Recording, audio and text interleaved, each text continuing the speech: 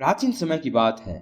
एक समुद्र के किनारे एक गुरु अपने आश्रम में रहा करते थे।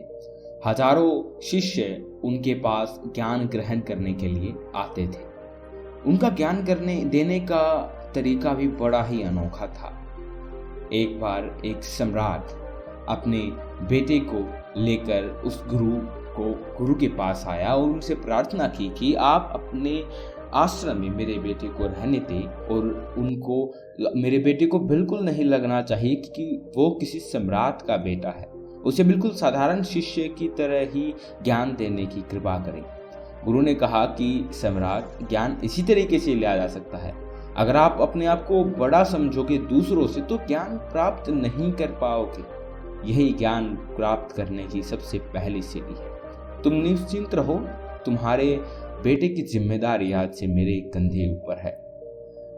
जब बेटे को लेकर गुरु अपने साथ समुद्र के पास टहलने निकल गए।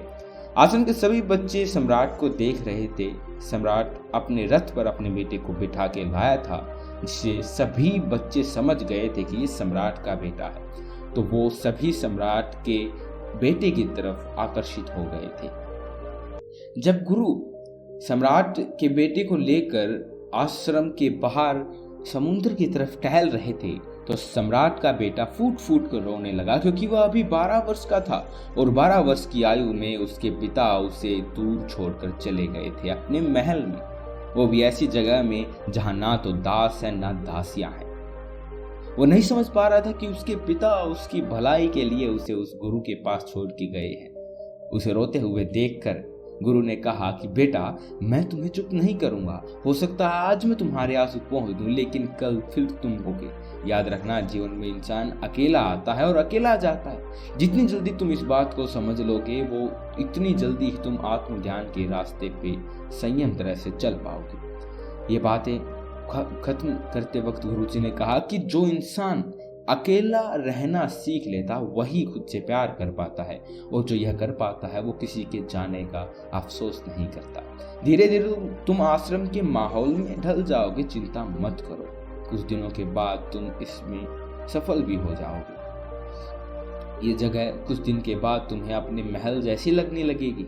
संध्या हो चुकी थी। समुद्र के दूसरे छोर पर सूरज छिपने लगा था और अपनी लालिमा पूरे आश्रम में बिखेर रहा था, आसमान में बिखेर रहा था।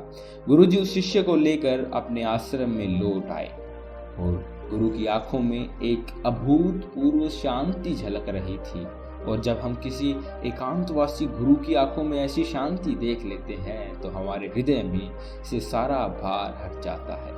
सम्राट का बेटा रात को भोजन करने के लिए जब कक्ष में पहुंचा तो आसपास के शिष्य उसके पास पहुंचे, क्योंकि उन्हें पता था कि सम्राट का बेटा है और अगर हम इससे दोस्ती कर लेते हैं तो भविष्य में हमें बहुत ज्यादा फायदा होने लगा है।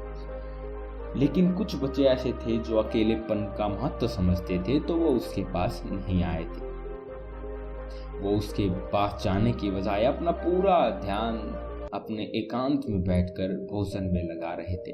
कुछ दिनों के बाद आश्रम में सम्राट के बेटे की बहुत बच्चों के साथ दोस्ती हो गई। वो आश्रम में भी वैसे ही रहता जैसे वह महल में रहता था, क्योंकि वह सुख सुविधा में पला बड़ा था। दास दासियां होते थे। आश्रम में सभी मित्रों से घिरा होना है, वही इसकी दिनचर्या बन चुकी थी। ऐसा नहीं था कि गुरु को ये सब पता नहीं था और गुरु से अलग ज्ञान देते थे, लेकिन बच्चों को ज्ञान आप उपदेश देकर नहीं दे सकते, उन्हें साक्षात्कार कराना पड़ता है और उन्हें तब वह बात समझ आती है जो आप उनको समझाना चाहते हैं। गुरु को ये बात पता थी, अगर मैं इसे बोलकर बताऊंगा तो ये समझ नहीं पाएगा। मुझे इसे दिखाना पड़ेगा, इसे एहसास कराना पड़ेगा कि अकेले रहकर तुम अपने शक्तियों को जान पाओ। यह सीख देने के लिए गुरु शिष्य को एक पहाड़ी पर ले चले और कहा कि अब तुम्हारा ज्ञान पूरा हो चुका है, लेकिन एक आखिरी रात तुम्हें यहाँ बितानी होगी। अगले दिन शाम को मैं तुम्हें तुम्हारे राजमहल में पहुंचा दूंगा। और बच्चा ये सुनकर बहुत खुश हुआ कि अब मैं वापस अपने राजमहल पहुंच जाऊंगा और फिर दास दासिया मेरे आगे पीछे घूमेंगे। आश्रम के गुरुजी से उसने पूछा कि गुरुजी, आज रात मुझे आप यह पहाड़ियों पर छोड़ रहे हैं, पर मुझे यहाँ से आखिरी ज्ञान कौन सा मिलेगा? गुरु ने मुस्कुराते हुए कहा कि यहाँ तुम्हें छिपकर बैठना होगा। यहाँ पर रोज रात को एक बाज आता है, तुम्हें उस बाज को देखना है, बड़ी गौर से हरकतें देखनी है, और उस बाज को देखने के बाद अगले दिन अगर तुम उस बाज की खूबियां मुझे बता पाए तो मैं तुम्हें तुम्हारे राजमहल वापस पहुंचा दूंगा। और हाँ, सुबह आने से पहले तुम्हें एक चीज और देखनी है। यहाँ पर एक चरवाहा अपनी भेड़ों को चराने के लिए आता है, तुम्हें उन भेड़ों की गतिविधियां भी देखनी है। रात को देखना है बाज की गतिविधि और भेड़ों की गतिविधि देखनी है सुबह को। तुम गतिविधि देखकर अगर मुझे ध्यान से बता पाए तो तुम इस आश्रम से आजाद हो जाओगे, तुम्हारा ध्यान पूरा हो जाएगा और मैं तुम्हारे पिता को कह दूंगा कि ये बच्चा आश्रम का सबसे ज्ञानी बच्चा है। ये कहकर गुरु अपने आश्रम में वापस लौट आए और वहां पर वो बच्चा खड़ा हो गया और बाज का इंतजार करने लगा। काफी वक्त बीत जाने के बाद एक बाज वहां पर पहुंचा। सम्राट के बेटे ने पूरी रात उस बाज की गतिविधियों को बड़ी ध्यान पूर्वक देखा और सुबह जब चरवाहा पहुंचा तो उसने देखा कि वो बाज भेड़ के मेमने को अपने पंजे में दबाकर आसमान में उड़ गया। उसने उस भेड़ के बच्चे का शिकार कर लिया था। ये सारा दृश्य देखकर आश्रम में जब वो शिष्य पहुंचा, इससे पहले कि गुरु से पूछते, उसने गुरु को प्रणाम करते हुए कहा कि गुरुदेव, आप आश्रम के सभी बच्चों को यहाँ पर बुला लीजिए, मैं सबको बताना चाहता हूँ कि मैंने क्या देखा। जब आश्रम के सभी बच्चे वहाँ पहुँच गए तो उसने कहा, मैंने अपने जीवन में बहुत से पशुओं को देखा, लेकिन बाज सभी में से अद्भुत और अलग है। उदाहरण के लिए तोता हमने देखा है, तोता बोलता बहुत है लेकिन ऊंचा नहीं उड़ पाता, लेकिन बाज हमेशा शांत रहता है, वो आकाश को छू सकता है। जब एक बाज अपने शिकार को निश्चित कर लेता है तो वह उसी शिकार पर अपनी नजर गड़ाए रहता है, चाहे कितना बड़ा तूफान जाए, लेकिन उसकी नजर वहीं लक्ष्य पर रहती है। आज सुबह जिस बाज को मैंने देखा उसने हर भेड़ को अपना शिकार नहीं बनाया, बल्कि उस भेड़ के झुंड में से उसने उस भेड़ के मेमने को अपना शिकार बनाया।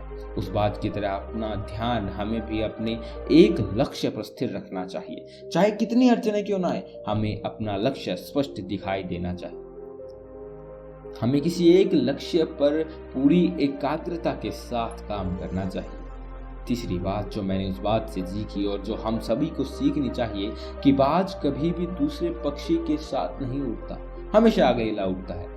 इससे हमें ये सोचनी चाहिए कि सीख लेनी चाहिए कि कभी भी छोटी सोच वाले लोगों के साथ नहीं रहना चाहिए, क्योंकि हम भी वही बन जाते हैं जिनके साथ हम रहा करते हैं। तो या तो बड़ी सोच वाले के साथ रहो या फिर अकेले, क्योंकि जब हम अकेले रहते हैं तो हम अपनी ताकत और कमजोरियों को जानकर उसे दूर या इस्तेमाल कर सकते हैं, और ये तभी संभव है जब हम अकेले रहते हैं। चौथी सीख जो हमें एक बाज से लेनी चाहिए कि बाज हमेशा अपनी सीमाओं से ऊपर उठता है। तूफान आता है तो हर एक पक्षी अपने आप को छुपाने की कोशिश करता है, घोंसले में आता है, लेकिन बाज ऐसा कुछ नहीं करता। वो खुद की सीमाओं को तोड़कर बादलों से ऊपर उठने का प्रयास करता है। हवाएं उसे थपेड़े मारती हैं, पानी बूंदे उसके पंखों को भारी कर देती हैं, उसकी वजह से उसे कुछ दिखाई नहीं देता, लेकिन वो फिर भी आसमान की उड़ता रहता है बादलों से ऊपर, और वहां तब तक उड़ता रहता है जब तक मौसम ठीक नहीं रहता। अपनी सीमाओं को सिर्फ इसलिए तोड़ पाता है क्योंकि वह घबराता नहीं है। मुसीबत आने पर उसका नजरिया एक सकारात्मक विचारों का होता है। जीवन में चाहे कितनी अधिक चुनौतियां अड़चने क्यों ना आए, हमें उनसे लड़ना चाहिए, उनसे डरना नहीं चाहिए। बहादुर वो लोग होते हैं जो तूफानों से घर नहीं जाते, कायर तो अपने घोंसले में चले जाते हैं, बैठ जाते हैं। पांचवी बात जो हमें एक बाज से सीखनी चाहिए कि बाज कभी भी अपने घोंसले में कोमल तिनके नहीं रखता। जो तिनके कोमल होते जाते हैं वो उनको निकाल कर फेंकता रहता है। उसी तरह चाहे कितनी भी आरामदायक जिंदगी आपको मिली हो, लेकिन उस आलस्य को तोड़कर जीवन में शारीरिक मेहनत करनी चाहिए, पसीना बहाना चाहिए। अपने घोंसले से कोमल तिनके उठाकर फेंक दो और आज ही अपने आलस्य को तोड़कर निकल पड़ो। हर दिन आप मुश्किलों से लड़ो, चुनौतियों से लड़ो, क्योंकि वही आपको सख्त बनाएगा। जंगल का राजा भी झुंड में शिकार करते हुए दिखाई देता है, लेकिन बाज हमेशा अकेला शिकार करता है, क्योंकि जानता है वो कि भीड़ हौसला देती है, लेकिन आदमी को, व्यक्ति को, इंसान को अकेला ही आगे बढ़ना होता है। और यही कारण होता है कि वो सभी जगह पर अपने शिकार को परचम लहरा सकता है। नाखून बाज के धंसने लगते हैं 40 साल की उम्र में ही। पंख उसके शरीर में चिपक जाते हैं, उसका शरीर भारी हो जाता है, चोंच उसकी मुड़ जाती है जो खाने योग्य नहीं होती। ऐसे में शिकार करना तो क्या, उसकी उठने की भी हालत नहीं रहती। ऐसे में उसके पास सिर्फ 2 विकल्प रहते हैं। पहला कि या तो वो खुद सी इस अवस्था को स्वीकार कर ले, या भूखा पैसा मर जाए, या फिर दूसरे जानवर का शिकार बन जाए। और दूसरा विकल्प यह रहता है कि वो एक 6 महीने बहुत ही दर्दनाक प्रक्रिया से गुजरे और खुद को फिर से पहले जैसा मजबूत बना ले। लेकिन बाज तो बाज है, वो दूसरा विकल्प चुनता है। इसके लिए वो खुद को एक ऊंचे पहाड़ पर ले जाता है और वो खींच कर अपने पंखों को, चोंच से सभी पंखों को फाड़ देता है और चट्टान से पैर मार कर अपने पंजे तोड़ देता है और वहां चोंच को चट्टान पर मार कर तोड़ लेता है। करीबन 6 महीने वो इसी प्रक्रिया में गुजरता है और नए चोंच और नए पंखों का इंतजार करता है। और वो आने के बाद वो अपनी नई जिंदगी शुरू करता है और निकल पड़ता है अपने शिकार में, और अगले 30 सालों तक फिर से वो राजा बनकर शिकार करता है। तो दोस्तों, हमें समय आने पर अपनी पुरानी आदतों को छोड़ना पड़ता है और नई चीज़ों को अपनाना पड़ता है, अपने आप को तैयार करना पड़ता है। और हाँ, हमारा भी तो शिकार हो सकता है, हम भी पीछे रह सकते हैं। इसके बाद भेड़ों की विशेषता बताते हुए उसने कहा कि भेड़ हमेशा झुंड में चलती हैं, उनमें झुंड में एक साथ चलने से शक्ति मिलती है, लेकिन जब उन पे शिकार होता है तो वो तितर बितर हो जाती है और एक भी भीड़ दूसरी को बचाने के लिए वापस नहीं लौटती। इसे हमें पता है कि हमारे साथ कितने भी लोग खड़े हों, यकीन किसी पे नहीं करना, क्योंकि भीड़ बुरा समय आने पर तितर बितर हो जाती है। गुरु को प्रणाम करते हुए गुरु से सम्राट के बेटे ने कहा कि गुरुजी, अगर मुझसे कोई सीख रह गई हो तो कृपया करके मुझे और अन्य शिष्यों को बताने की कृपा करें। गुरु ने सभी बच्चों को संबोधित करते हुए कहा कि ये सभी बातें सही हैं, लेकिन ये सारी खूबियाँ आप लोगों में तभी आ पाएंगे जब आप अकेले रहने का प्रयास करेंगे।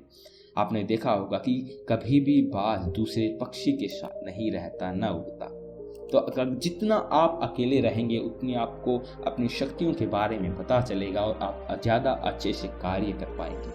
आप इस कहानी से कुछ सीखें और अकेले रहने का जीवन स्टार्ट कर दें, क्योंकि जितनी शक्ति आपको तब मिलेगी वो आपने कभी भी सोचा भी नहीं होगा। आज की वीडियो अच्छी लगी तो वीडियो को लाइक कर दीजिए, चैनल को सब्सक्राइब कर दीजिए और ऐसी ही वीडियोस के लिए इसी चैनल को वीडियोस देखते रहिए। नोटिफिकेशन बेल को ऑन कर दीजिए ताकि हमारे वीडियो की नोटिफिकेशन आपके पास सबसे पहले आए। मिलते हैं अगली वीडियो में, तब तक के लिए सुखी रहिए, संपन्न रहिए।